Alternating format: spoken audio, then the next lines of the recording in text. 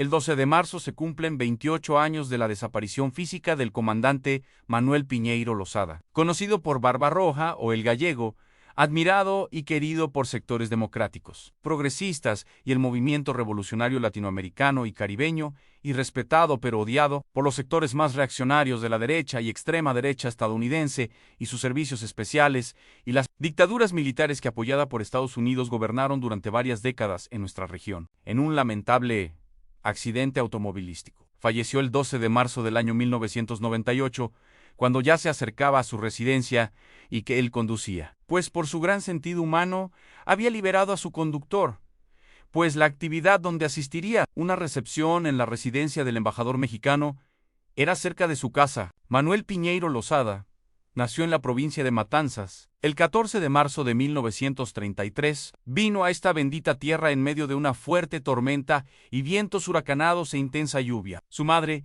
quien no pudo esperar la llegada del médico, lo trajo al mundo sobre el mostrador del bar, propiedad de la familia y ayudada por su esposo y unas vecinas que habían tenido experiencias pasadas. Fruto del matrimonio conformado por Serafín y Elisa, ambos de origen español, que habían llegado a Cuba en la década de 1910. Piñeiro procedía de una familia acomodada en su provincia natal. Culminó sus estudios de bachillerato en el año de 1952. El 10 de marzo de ese fatídico año, el general Fulgencio Batista asaltó el poder con un cruento golpe de Estado. Manolo, como le decían sus compañeros, se vinculó a las protestas estudiantiles, por lo que se significó frente a los órganos represivos de la dictadura. Su mamá, preocupada y a su insistencia, lo envió en 1953 a estudiar a Estados Unidos, pero no soportó la lejanía de su patria, y regresó en 1955 y se une al movimiento revolucionario 26 de julio, y por decisión de la Dirección Revolucionaria, lo designan jefe de acción de las brigadas juveniles y estudiantiles de la provincia de Matanzas. A su regreso de Estados Unidos, donde contrajo matrimonio con Lorna Birdsell, una joven bailarina de danza, quien se amañó muy bien en Cuba, y no solo le dio la alegría de darle un hijo, sino que jugó un papel muy decidida y valiente, y le acompañó en algunas acciones durante la lucha contra la dictadura, incluyendo en el traslado de unas armas, que tuvo que guardarla en su casa, y luego, por no tener mucha confianza donde residían, se fueron a vivir a Miramar, donde llevaron el pesado armamento, que terminó en manos de Frank País, en Santiago de Cuba, y este lo hizo llegar a la Sierra Maestra, seleccionado por la Dirección Nacional del Movimiento 26 de Julio. En 1955, y siguiendo las orientaciones de Antonio Ñico López, organizó y estructuró dichas brigadas en toda la provincia de Matanzas y participó personalmente en diferentes acciones en ese periodo y hasta fines de 1956, luego del desembarco del Granma, y producto de lo intensamente buscado por el CIM y la policía, la dirección del 26 de julio decide que se traslade a La Habana, donde cumple diversas misiones, entre ellas la recolección de armas para la Sierra Maestra, hasta que el 10 de julio de 1957 se incorpora a la columna número 1 del Ejército Rebelde, dirigida por Fidel. En la Sierra Maestra participa en numerosos combates y el 11 de marzo de 1958 se trasladan con la columna número 6, dirigida por el recién ascendido comandante Raúl Castro, para fundar en la Sierra Cristal, al norte de la provincia de Oriente, el segundo Frente Oriental. Frank País y forma parte de la comandancia, y es designado inspector general del segundo frente. En el segundo frente, muy rápidamente Piñeiro se destacó por su versatilidad, inteligencia y laboriosidad, por lo que el jefe del segundo frente comenzó a darle diversas tareas de dirección. Sobre la labor desplegada, el comandante Belarmino Castilla Aníbal expresó: desarrolló un trabajo muy activo en la comandancia. La autoridad y el prestigio que se ganó unido a su carácter jovial lo hicieron merecedor de la confianza que en él depositó el comandante Raúl Castro.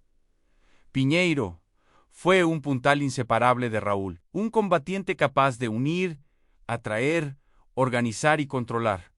Un hombre intachable. Por su parte, el comandante Augusto Martínez Sánchez, miembro de la comandancia del segundo frente, señala: Piñeiro fue ascendido a capitán y nombrado inspector territorial y miembro de la comandancia central. Era incansable y se movía por todo el territorio que ocupábamos. El gallego, como le decíamos, era la exploración necesaria para detectar todo lo que podía ser un elemento de importancia política y militar en el desarrollo de la guerra. Su presencia se hacía notar en los lugares de más peligro y aportaba seguridad firmeza y confianza. Como jefe de la Dirección de Personal e Inspección, Piñeiro tenía subordinada a esa dirección las secciones de radio, claves y mapas militares, personal, radio y comunicaciones, inspección territorial y la sección de policía rebelde e inteligencia. O sea, concentraba todo lo relacionado con los aspectos más secretos de la guerra, pero también con un alto contenido político. El 28 de diciembre, junto a otros 4 capitanes rebeldes, Piñeiro es ascendido por Fidel al grado de comandante del ejército rebelde. Al triunfo de la revolución, el hoy general de ejército queda al frente del mando militar de Oriente, pero es llamado a La Habana y a su propuesta el ya comandante Manuel Piñeiro. Queda como jefe de la Plaza Militar de Oriente hasta el mes de junio de 1959, cuando es trasladado a La Habana. A mitad de 1959 se incorpora al Estado Mayor del Ejército Rebelde en La Habana. Pasa fugazmente por la PNR y en 1960, bajo el nombre de Celestino Martínez, como consta en el pasaporte que utilizó en ese viaje, totalmente afeitado y sin su llamativa barba roja, parte a Moscú y se incorpora, en la más secreta identidad, a un curso de inteligencia en la escuela de la KGB. Así lo cuenta en carta a su esposa Lorna.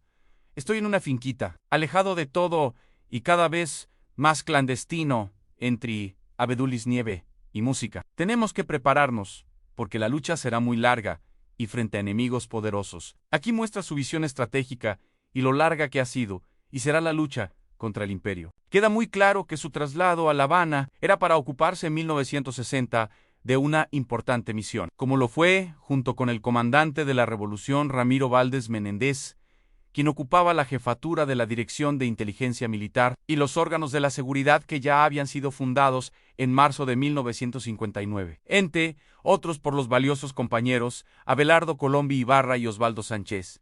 Este último fallecido ese mismo año de 1960 en un accidente de aviación cuando regresaba de una misión en la provincia oriental. El 6 de junio de 1961 se formaliza la creación del Ministerio del Interior. Piñeiro queda designado ministro primero a cargo de la Dirección M de Inteligencia y de la atención de los movimientos de liberación nacional. En esa misión cumplió una importantísima tarea de garantizar los planes del comandante Ernesto Che Guevara. La primera fue la Operación Sombra, en cuya organización y preparación estuvo el querido revolucionario Jorge Ricardo Macetti, en la conformación del Ejército Guerrillero del Pueblo EGP en Salta, Argentina, y luego la operación de ingreso del Che, tanto en el Congo, en abril de 1965, y la operación Camilo Cienfuegos en Bolivia, y mantener la comunicación con el Che y su destacamento de combatientes. La Dirección M, dirigida por Piñeiro, quedó dividida en 1970 en 2 diferentes frentes: la Dirección General de Inteligencia, bajo la dirección del comandante Joaquín Méndez Comiche, y la Dirección General de Liberación Nacional, bajo la dirección de Piñeiro, con el rango de viceministerio técnico, hasta 1974, cuando se crea el Departamento América, del Comité Central de Partido Comunista, cargo que desempeñó hasta 1992, a Manuel Piñeiro. Fue elegido miembro del Comité Central del PC en octubre de 1965 hasta el V Congreso, en 1997. Al parecer, así como nació bajo una tormenta huracanada, era Piñeiro en su quehacer diario, un verdadero huracán. No se le escapaba nada, y contaba con un fiel equipo que siempre respondió sin vacilación a sus orientaciones, sugerencia y criterios, que lo hacía con mucha precisión y respeto hacia sus subordinados, porque tenía la virtud de escuchar a sus subordinados, de cualquier nivel, y reconocer si las apreciaciones eran correctas, y la aplicaba, o explicar la conveniencia de que, aunque fuera acertada, políticamente no podía aplicarse. Sabía que las tareas que tenían que asumir sus oficiales y funcionarios eran delicadas, y cualquier error podría ser muy costoso. Era nada menos y nada más que conocer en las entrañas del monstruo imperial o en otros territorios enemigos los planes y actividades que se preparaban contra la Revolución Cubana y contra sus líderes, especialmente contra Fidel Castro, uno de los principales objetivos de la criminal CIA, la mafia cubana-americana de Miami y los servicios especiales de las dictaduras militares en la región, así como la atención al movimiento revolucionario en América Latina y el Caribe. Su importante participación en las conferencias Tricontinental y OLAS en la década del 60 fue importante para el fortalecimiento de estos movimientos. No tenía horario para el trabajo, desde las 11 de la mañana de cada día. Fuese lunes o domingo, comenzaba sus actividades hasta el otro día, a las 6 o 7 de la mañana. No puedo explicar el nivel de fortaleza que tenía, pero sí sé que adecuaba sus funciones a los horarios del comandante en jefe Fidel Castro Roch, con quien estaba en permanente contacto. El prestigio internacional del comandante Piñeiro y al interior de la dirección del gobierno revolucionario cubano, por su humildad, honestidad, solidaridad, honradez, su sensible sentimiento humano, era muy reconocido internamente e internacionalmente. En política era un hombre amplio, pero sin hacer concesiones de principio al adversario, antidogmático y nada sectario. Su pedagógica y humana conducción lo hizo merecedor del cariño, no solo de sus subordinados, también de la población que le conocía, de sus vecinos donde residía y de una pléyade de hombres y mujeres democráticos, progresistas y revolucionarios, no solo de América Latina, también en Asia, África y Medio Oriente, continentes que también atendió en la década del 60. Piñeiro es el ejecutor de una política fidelista relacionada con mantener relaciones y diálogos con todos los sectores religiosos y militares democráticos en América Latina, como lo fueron con los generales Velasco Alvarado, de Perú, y Omar Torrijos, de Panamá, los capitanes Jerónimo Cardoso, de Uruguay, y Raúl Vergara, de Chile, el coronel Horacio Ballester, de Argentina, y otros altos oficiales latinoamericanos que mantenía una política nacionalista y respetuosas con Cuba. Fue impulsor de crear una estructura que cobijara a exmilitares democráticos, progresistas y nacionalistas.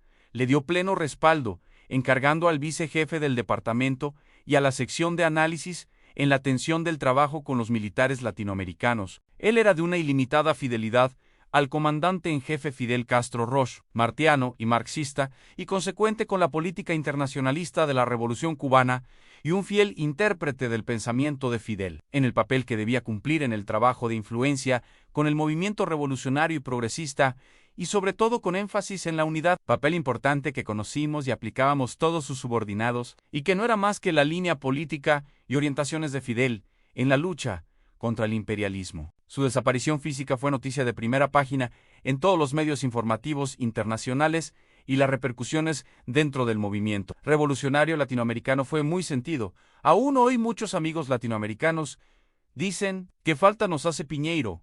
Con razón el comandante en jefe Fidel Castro, en el cementerio de La Habana, cuando sus restos fueron sepultados, expresó: se fue una importantísima historia de Cuba, con el movimiento revolucionario latinoamericano y caribeño. Si te gustó el video, no te olvides darle me gusta y suscribirte para seguirnos.